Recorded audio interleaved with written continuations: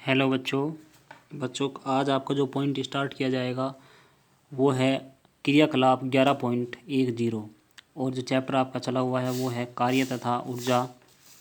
तो इसमें एक्टिविटी 11.10 देखिए। इसमें उद्देश्य क्या दे रखा है। एक खिलौना कार लीजिए। देखो कल हम पढ़ रहे थे बच्चों स्थितिज ऊर्जा के बारे में। स्थितिज ऊर्जा के बारे में हमने एक दो एक्टिविटी कल भी स्टडी की थी और उसी के बारे में हम आज भी स्टडी करेंगे। देखिए उद्देश्य, एक खिलौना कार लीजिए, उसमें चाबी भरिए, कार को ज़मीन पर रखिए, क्या ये चलती है? इसने ऊर्जा कहाँ से उपार्जित की?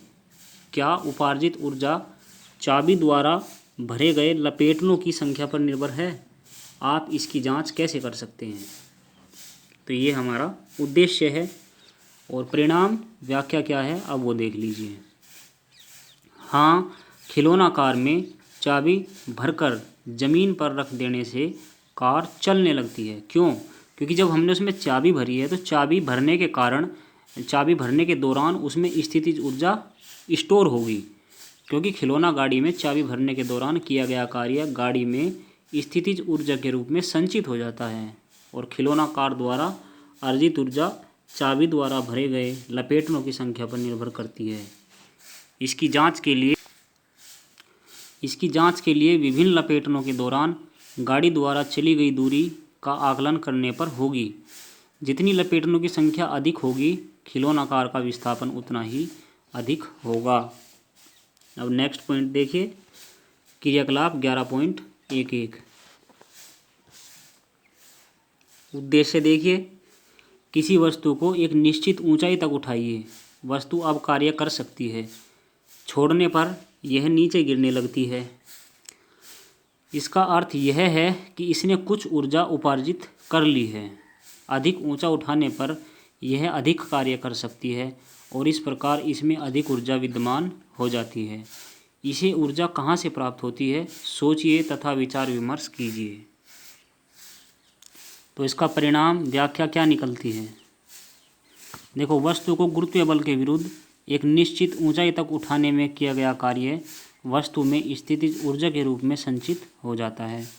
अब चूंकि स्थितिज ऊर्जा क्या होती है, EP बराबर mgh फॉर्मूला होता है इसका, अर्थात वस्तु को जितना अधिक ऊंचा उठाया जाएगा वस्तु में उतनी ही अधिक स्थितिज ऊर्जा संचित होगी और यह स्थितिज ऊर्जा वस्तु को गुरुत्वीय बल के विरुद्ध उठाने में किए गए कार्य के बराबर होगी। नेक्स्ट एक्टिविटी देखिए, क्रियाकलाप 11.12। इसमें उद्देश्य क्या है ये समझिए पहले। बांस की एक खपच्ची लीजिए और इससे चित्र 11.8 में दिखाए अनुसार एक धनुष बनाइए। जैसे धनुष बना दिया और किसी हल्की डंडी का एक तीर बनाइए। तीर का एक सिरा धनुष की तानित डोरी पर रखिए यहाँ पर और डोरी को खींचिए और तीर को मुक्त कीजिए। तीर को धनुष से दूर जाते हुए देखिए। जो ये तीर है, धनुष की आकृति में परिवर्तन पर ध्यान दीजिए। धनुष की आकृति में परिवर्तन के कारण उसमें संचित स्थितिज ऊर्जा तीर को गतिज ऊर्जा प्रदान करेगी। जब आप इस डोरी को नीचे की ओर खींचोगे तो इसमें स्थितिज ऊर्जा कंजर्व हो जाएगी, जो कि इसको बाद में गतिज ऊर्जा में ट्रांसफ़र हो जाएगी, जिससे तीर गतिशील होकर दूर जा गिरता है। इस प्रेक्षण की व्याख्या कीजिए। तो देखिए परिणाम व्याख्या, उपयुक्त क्रियाकलाप में ऊर्जा का रूपांतरण दर्शाया गया है। जब धनुष की डोरी को बल लगाकर खींचते हैं तो डोरी को खींचने में किया गया कार्य धनुष में स्थितिज ऊर्जा के रूप में संचित होता है। जब तीर को छोड़ा जाता है तो धनुष की आकृति में परिवर्तन के कारण संचित स्थितिज ऊर्जा तीर को गतिज ऊर्जा प्रदान करती है, जिससे तीर गतिशील होकर दूर जा गिरता है। अब नेक्स्ट पॉइंट देखिए, किसी ऊंचाई पर वस्तु की स्थितिज ऊर्जा के लिए व्यंजक। देखो, जब किसी वस्तु को ऊपर उठाया जाता है तो वस्तु पर कार्यरत गुरुत्वीय बल के विरुद्ध कार्य किया जाता है और यह कार्य ही वस्तु में गुरुत्वीय स्थितिज ऊर्जा के रूप में संचित हो जाता है। मान लिया हमने कि m द्रव्यमान की वस्तु को पृथ्वी तल से h ऊंचाई तक उठाया जाता है।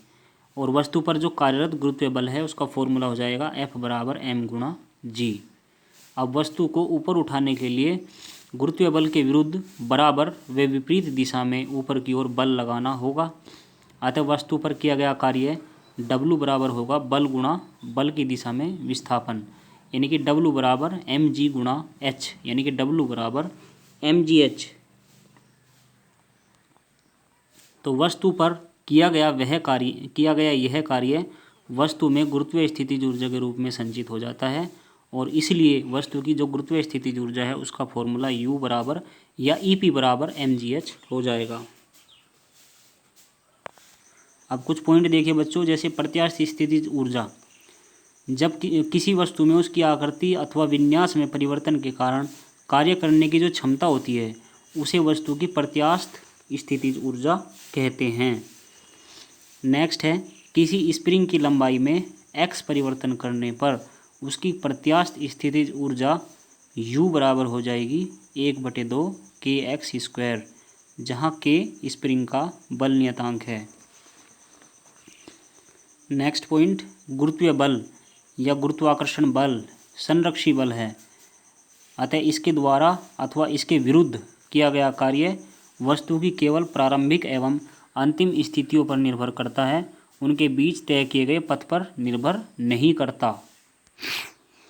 नेक्स्ट पॉइंट देखिए, यदि किसी m द्रव्यमान की वस्तु को h ऊंचाई तक विभिन्न पथों से ले जाएं तब प्रत्येक स्थिति में वस्तु पर किया गया कार्य mgh होगा।